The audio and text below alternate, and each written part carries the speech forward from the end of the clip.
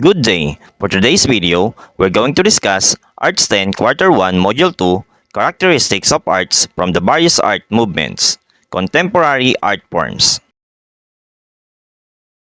What is contemporary art? It is a statement that an artist makes about life, thoughts, ideas, beliefs, and many other things that define human life. It is art made today by living artists. As such, it reflects the complex issues that shape our diverse global and rapidly changing world. Artists' works explore personal or cultural identity, offer critiques of social and institutional structures, or even attempt to redefine art itself. In the process, they often raise difficult or thought-provoking questions without providing easy answers. Curiosity, an open mind, and a commitment to dialogue and debate are the best tools with which to approach a work of contemporary art. Contemporary art is defined as referring to work created after World War II, as it is used by critics, curators, and teachers. However, it really refers only to work that is considered avant-garde or cutting edge. In particular, it means abstract work and the various postmodernist genre from pop art to installation and performance art. Skills and techniques of contemporary art. Many contemporary artists do not have formal education or studies in fine arts, but are self-taught, concerned with the development of their talents and skills.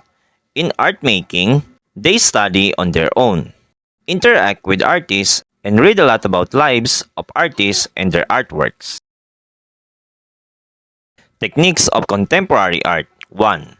Collage is made by adhering plot elements such as newspaper or magazine cutouts, printed text, illustrations, photographs, cloth string, etc. to a flat surface to create a thick layer that is almost like a relief sculpture. 2. Decalcomania, the process of applying gouache to a paper or glass, then transferring a reversal of that image onto canvas or other flat materials. 3. Decoupage, done by adhering cutouts of paper and then coating this with one or more coats or transparent coating of varnish. The art or craft of decorating objects with paper cutouts. 4. Frottage, a technique in the visual arts of obtaining textural effects or image by rubbing lead, chalk, charcoal, etc. over paper laid on a granular or relief-like surface. Compare rubbing is a work of art containing shapes and textures produced by frottage. 5. Montage, the process or technique of selecting, editing, and piecing together separate sections of film to form a continuous whole. 6. Trapunto. Trapunto, from the Italian for to quilt, is a method of quilting that is also called stuff technique. A puffy, decorative feature, trapunto utilizes at least 2 layers, the underside of which is slit and padded, producing a raised surface on the quilt. 7. Digital applications. Digital art is work made with digital technology or presented on digital technology. This includes images done by completely on computer or hand-drawn images scanned into a computer and finished using a software program like Adobe Illustrator. Digital art can also involve animation and 3D virtual sculpture renderings, as well as projects that combine several technologies. Some digital art involves manipulation of video images. Types of contemporary arts. 1. Painting.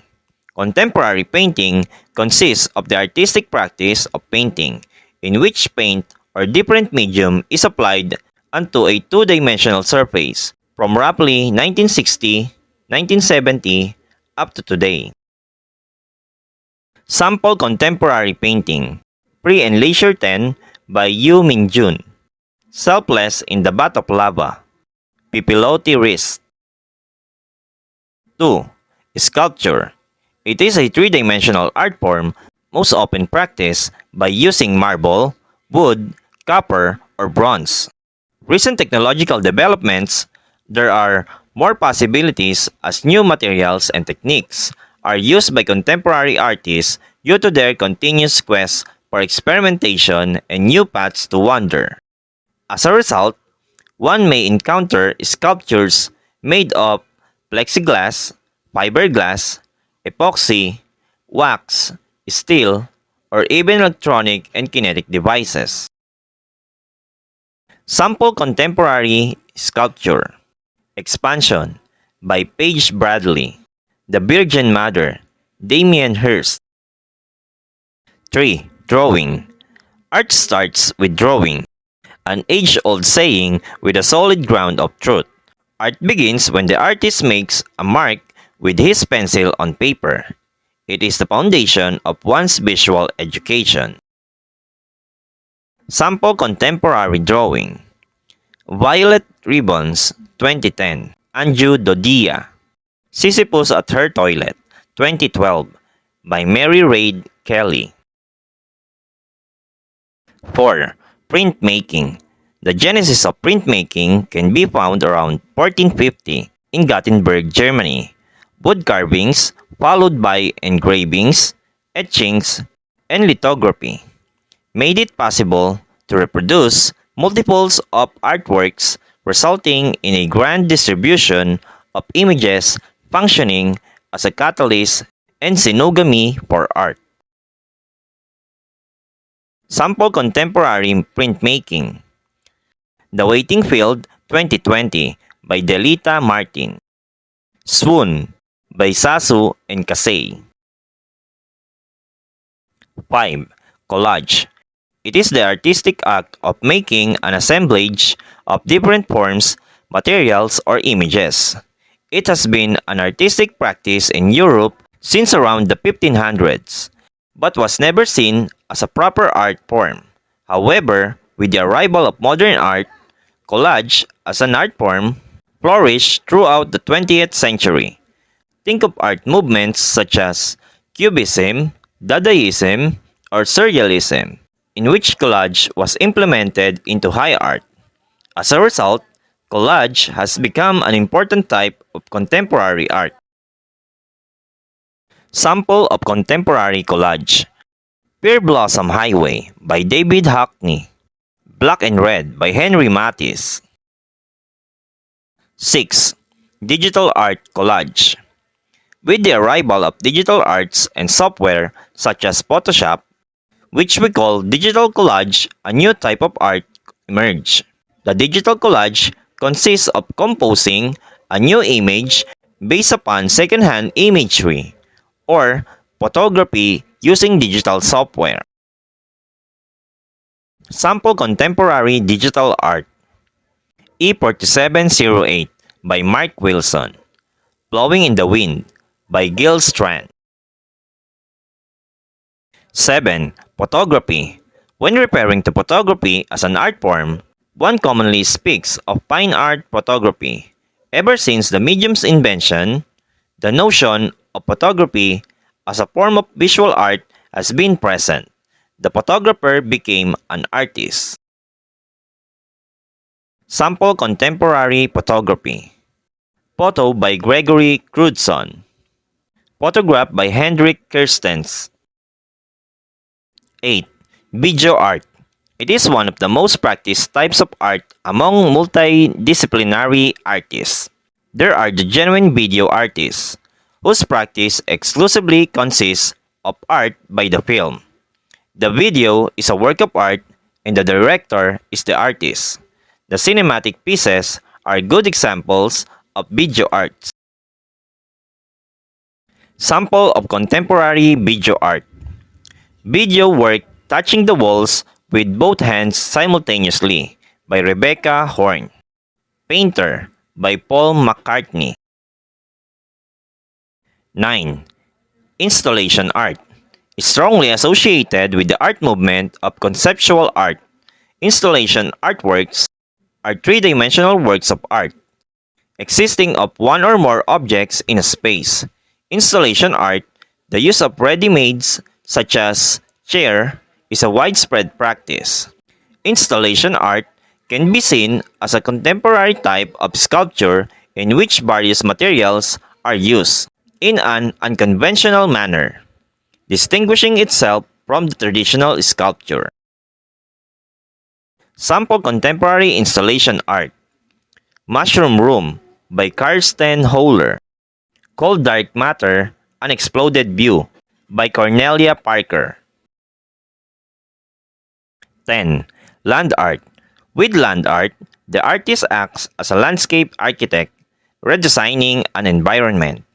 The best known example of this movement and type of contemporary art is the spiral jetty of Robert Smithson from 1970. Sample contemporary land art: Sun Tunnels by Nancy Holt, City by Michael Heiser. 11. Public intervention art. Like land art, with intervention art, the artist makes an intervention in a specific environment, whereas with land art, the intervention occurs in a landscape or natural environment.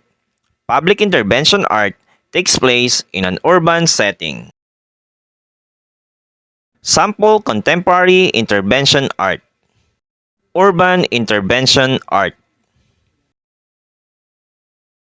12. Performance art.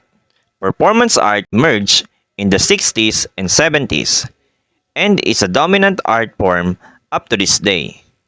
With performance art, there is no object. Instead, a happening is the artwork itself. Performance art is marked by its temporary character and is strongly linked with the performing arts, such as theater and dance. The artist acts as a choreographer or as a performer. Sample contemporary performance art. Sound Suit by Nick Cave. Shape of the Right Statement by Wu Chang. For further understanding about the topic, let's have activity number 1. Directions. Create your own artwork integrating techniques of contemporary art movement. You can choose any types of contemporary art for your work. Use a short band paper. Put a title of your work. Your output will be assessed based on the rubric. Rubric for activity number 1.